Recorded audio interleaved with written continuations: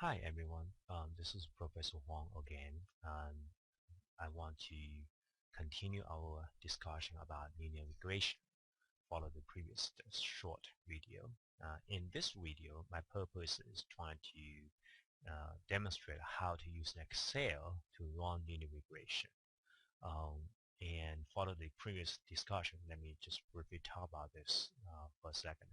And when you're trying to prepare for the quiz, you don't really need to pay attention to the mathematical formulas like this kind of beta 1, how to use using this formula to obtain beta 1. In reality, um, when you have data, you don't using these formulas to get it because we actually use Excel, and Excel automatically can use these equations and obtain beta 1 and beta 0 for you. So we really don't need to go ahead and manually calculate beta 0 and beta 1. And the same principle applies to R squared. For example, R squared should equal to this formula, and then you can see this complicated formula like that. And in our for our learning purpose, okay, this is just like demonstrated. Okay, this is the mathematical way. If you're really interested, you can theoretically speaking, you can obtain a square by manually calculate these numbers and obtain this answer. And in nowadays, very few people actually do that anymore because Excel can automatically generate this answer for us. So given that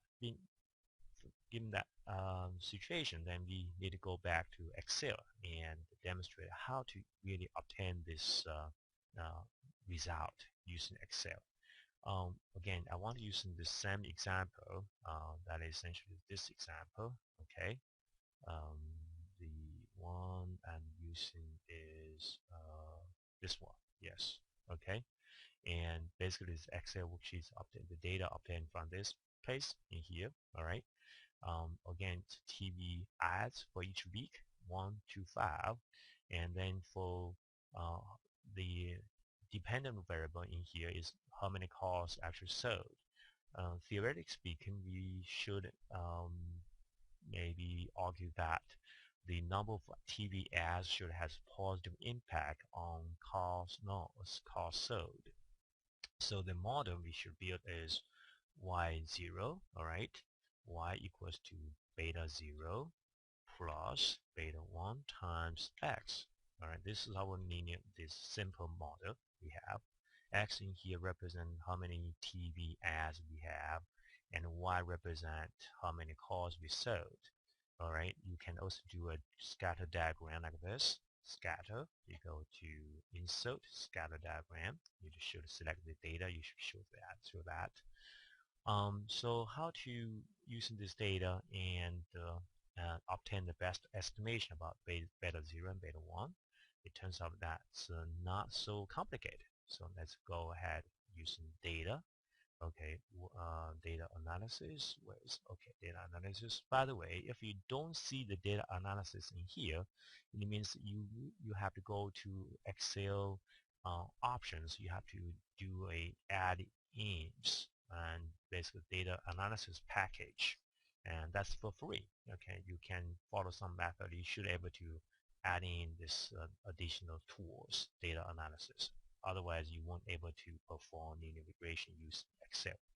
So after you click this data analysis tool pack, you should be able to select linear regression.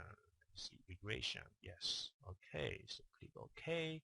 It says input a Y range. In other words, what is your Y variables? So we can do that. And let me select this. I actually select the neighbor as well. Okay, and then I select input X range. That is the independent variable. All right, select that. Meanwhile, yes, I check this. I select the labels because I include the TV ads and cost sold in here. So I actually check the labels. Constant is 0. Normally you won't check that. The reason is because constant in here is essentially beta 0. Unless you are quite sure beta 0 is 0. Otherwise, never put this as 0. Confidence level, again, this relates to the type 1 error, significance level, right? as long as we typically like minimum confidence level is 90%, typically 95% is fine. If you want to be very conservative, we can push to 99%. All right. The output range, I want to output to goes to the same page. So I select random, just select anything like this. All right. That's all you need to do. All right. We're done. So click OK. So automatically Excel can calculate what is the beta 0 and beta 1 for us. In other words, this is what Excel do. Excel will do using these formulas and using this the criteria, right? And they obtain beta 1, beta 0. So which one is beta 1, which one is beta 0? Essentially here says intercept. Okay, in other words, this is the beta 0 intercept. All right, beta 0 equals to this is the beta 0, 2.36. All right, and the uh, no, actually beta 0 is this, 10. All right, sorry for that. And then beta 1 equals to 5. Okay, that's coefficients for beta 1. Okay, that's equals to 5. And we know this is regular stats. The other statistical issues, like, okay, we want to see whether the coefficient beta 1 is really statistically different from 0. Then the criteria we use is this T statistics. Okay. In other words, we want to check the hypothesis that whether beta 1, okay, equals to 0 or not. That's our null hypothesis. Beta 1 equals to 0. And of course, in this case, we based on t-stats of 4.62, we got a p-value is this. That's a surprise. Okay, so in other words, we can pretty comfortably reject the null hypothesis. Beta 1 is not statistically equals to 0. All right. And so that's basically the meaning of that. Now we can also look at R square. Okay, R square essentially is already we do report it here equals to 0.877. All right, R square essentially is this guy. All right, um, yes, this guy here, the coefficient of determination. All right, so you know automatically generate that for you, and F stats is already given to you. All right, and so we have all the necessary information available. Just in case that you say, okay, what if we have two variables to explain the number of cars sold? Just so let me change the data for a second. Let me um, go to this audio addition data. Okay, let's say colon C, and this we call this as colon D. And instead of owning TV ads affect the cost sold, let's say gas price. All right. And so week 1, let's say gas price is $2.12, and then week 3 is $3 and just hypothetically 3-4 cents, and then we have like $3.15, and then we have $2 and let's say 50 cents and $2.80, and see whether that's whether the gas price could also help to explain the number of costs sold. If that's the case, we have a multiple linear regression. How to conduct that?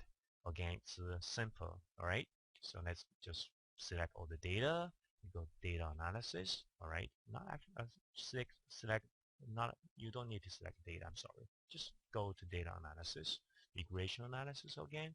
Okay, input Y range, let's change that to this, all right? And input X range, basically we have two variables, all right? So we select all this X1, X2, and label, confidence level, everything essentially the same. Okay, let's change the output level to, okay, let's go to here, and then we can click OK again. So you can see, wow, beautiful, right?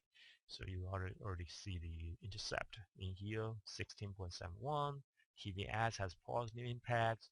Gas price has negative impacts. Oh, what a coincidence. The gas price higher, then sales goes down. That's interesting. All right.